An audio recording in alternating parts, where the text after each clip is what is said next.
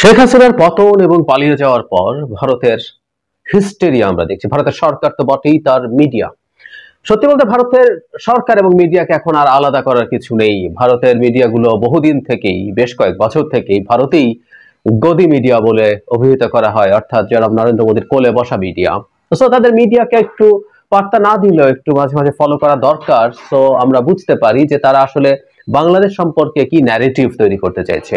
এটা কম বেশি ভারতের এস্টাবলিশমেন্টারি ন্যারেটিভ। সরকার অথবা ডিপ স্টেট কেউ না কেউ এই ধরনের একটা ন্যারেটিভ বাজারে ছাড়তে চাইছে। সত্য হোক মিথ্যা হোক, তাদের উদ্দেশ্যটা আমরা বুঝতে পারি। আজ তাক নামে একটা বাংলা চ্যানেল আছে ভারতীয়, যেখানে তারা এক অভিনব দাবি করেছে। তারা সরকারের, আওয়ামী লীগ সরকারের 3 জন গুরুত্বপূর্ণ ব্যক্তিকে নাম উল্লেখ করে বলেছেন যে এই মানুষগুলো শেখ হাসিনা পতনের সাথে জড়িত ছিল। দীর্ঘ একটা রিপোর্ট, এবং এর মধ্যে কাজের কথা খুব বেশি নেই। ইনিয়ে বিনিয়ে এটাকে লম্বা করা হয়েছে এবং সকল বিশেষজ্ঞকে এখানে আনা হয়েছে, তারা মিলে কথা বলছেন। সেখানে 3 জন ব্যক্তি হচ্ছেন জনাব আনিসুল হক, সাবেক আইনমন্ত্রী, সাদ্দাম হুসাইন, ছাত্রলীগের প্রেসিডেন্ট, এবং জনাব জুনায়েদ আহমেদ পলক, যিনি আইসিটি প্রতিমন্ত্রী ছিলেন।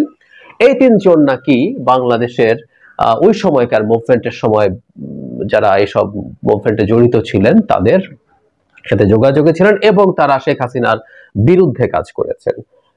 তাদের কথার ভিত্তিটা এইরকম যে বাংলাদেশের গোয়েন্দা সংস্থাই সামহাউ তাদেরকে ট্র্যাক করেছে, তাদের কথোপকথন রেকর্ড করেছে, সেটা সরকারের কাছেও নাকি দিয়েছিল। পরে এটা ভারতীয় গোয়েন্দাদের কাছে যায়, সেখান থেকে আজ তাকের হাতে এসছে। এবং ন্যূনতম বিশ্বাসযোগ্যতার জন্য যেটা উচিত হতো তাদের, যে কিছু কিছু অংশ একটু পড়ে শোনানো, যে কার সাথে কি ধরনের কথাবার্তা হয়েছে, আর এরকম কিছু আমরা আসলে ওই রিপোর্টে দেখি না। রাদার 3টা নাম আমাদের সামনে আনা হলো, এবং সকল যেই বিশেষজ্ঞ আছেন তিনিও আবার নানান রকম কনস্পিরেসি আবিষ্কার করছেন। যেমন স্বাভাবিকভাবে একটা প্রশ্ন আসবে যে এর মধ্যে অন্তত 2 জন তো গ্রেফতারকৃত আছেন, জনাব আনিসুল হক এবং জনাব পলক, দুজনই তো কাস্টাডিতে আছেন। তারা কেন কাস্টাডিতে আছেন? তারা যদি সরকারের বিরুদ্ধেই কাজ করে থাকেন এবং আন্দোলনকারীদের পক্ষেই থেকে থাকেন, তিনি বলার চেষ্টা করছেন এটাও একটা কৌশলের অংশ, সো দ্যাট আমরা এই মানুষগুলোর প্রতি কোনো রকম কোনো সন্দেহ না রাখি, ইত্যাদি ইত্যাদি।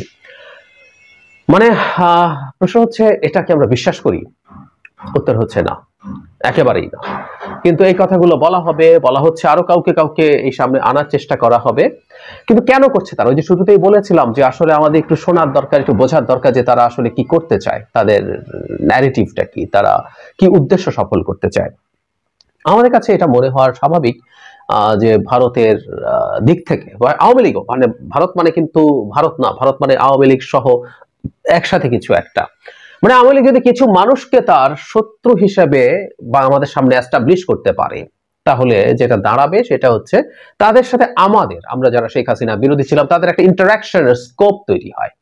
মানে ধরুন আনিসুল হক, আওয়ামী লীগ এখন তাকে শত্রু জ্ঞান করছে, এবং খুব সম্ভাবনা আছে যে আনিসুল হক বা পলক, যারা এই মুহূর্তে আমাদের হাতের মধ্যেই আছে, তাদের বিরুদ্ধে আওয়ামী লীগের পক্ষ থেকে এবার বিষোদ্গার করার চেষ্টা হতে পারে যে এই লোকগুলি তাহলে আমাদেরকে ডুবিয়েছে, ওদেরকে আমরা এই করবো সেই করবো, সো দ্যাট আমাদের মনে হবে আনিসুল হক এবং পলক তো আসলে মানে আওয়ামী লীগের সাথে না, সে আমাদেরই পক্ষের লোক ছিল, এবং তার সাথে এই মানুষগুলোর প্রতি আমাদের এক ধরনের সফট কর্নার তৈরি হওয়ার প্রবাবিলিটি তৈরি হবে।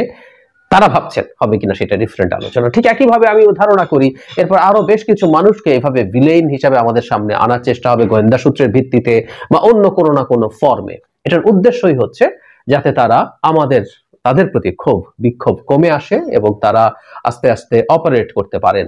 যেহেতু এই 2 জন মাঠে আছেন, এই 2 জন যদি এরকম হয় যে তারা অভিযুক্ত, আওয়ামী লীগ অভিযোগ করছে, ভারত অভিযোগ করছে, আস্তে আস্তে তারা জামিন পেলেন, তারা বেরিয়ে আসলেন, তারা বেরিয়ে এসে আস্তে আস্তে আওয়ামী লীগের হয়ে কাজ করবেন, এই ধরনের কোনো উদ্দেশ্য।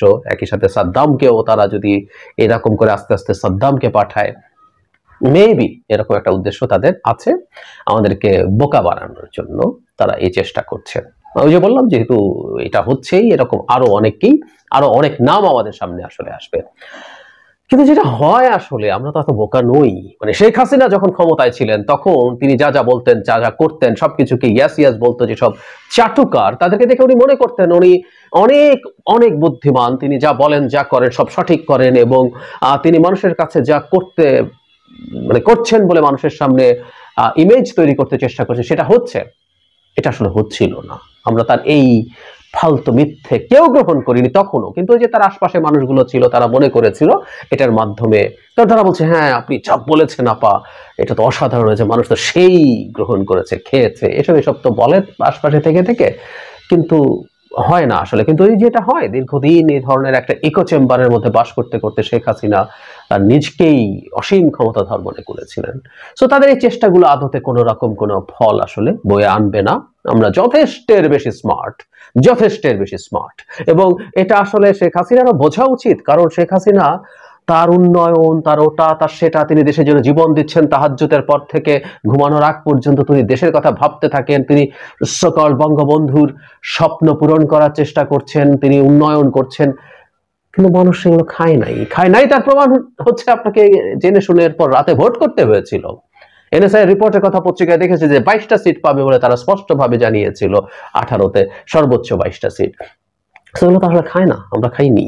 আমরা অনেক আগে থেকেই যথেষ্ট স্মার্ট, মানে কেউ বলেন যে আমাদের ভোটের ক্ষেত্রে আমাদের জনগণ আসলে যথেষ্ট পরিমাণ ম্যাচিওর্ড কিনা, স্মার্ট কিনা, শিক্ষিত কিনা তার প্রতিনিধি নির্বাচন করার জন্য। আমি তো দেখি আসলে আমাদের দেশের মানুষ খুব চমৎকার ভাবে, তার কালেকটিভ উইজডম ইজ এক্সেলেন্ট, সে ভুল সিদ্ধান্ত নেয় নাই।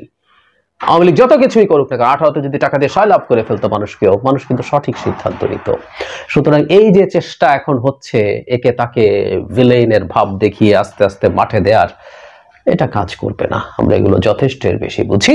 কিন্তু ওই যে প্রায় বলি যে আওয়ামী লীগের হয়ে যখন ভারতীয় মিডিয়া বা আওয়ামী লীগও যখন এই ধরনের পদক্ষেপ নেয়, যেটাকে দেখতে খড়কুটো ধরার চেষ্টা বলে মনে হয়, সেটা দেখতে ভালো লাগে। খড়কুটো আলাপটা আমাদের প্রবচনে আনি ডুবন্ত মানুষের ক্ষেত্রে। ডুবন্ত মানুষ খড়কুটো ধরে বাঁচতে চায়, খড়কুটো ধরতে দেখার যখন চেষ্টা, তখন বোঝা যায় ওরা ডুবন্ত। কথাটা অবশ্য পুরো ঠিকও না, আওয়ামী লীগ ডুবন্ত না, আওয়ামী লীগ ডুবে গেছে, এবং ডুবে যে গেছে সেটার প্রমাণ একটার পর একটা ভারতীয় মিডিয়া দিয়ে যাক, আওয়ামী লীগের অন্যরা দিয়ে যাক, আমরা সুখী হই এগুলো দেখে। এই দিনগুলো দেখতে পারবো, অনেকের কাছে মনে হয় নাই এগুলো দেখা যাচ্ছে, এর চেয়ে সুখকর কোনো দৃশ্য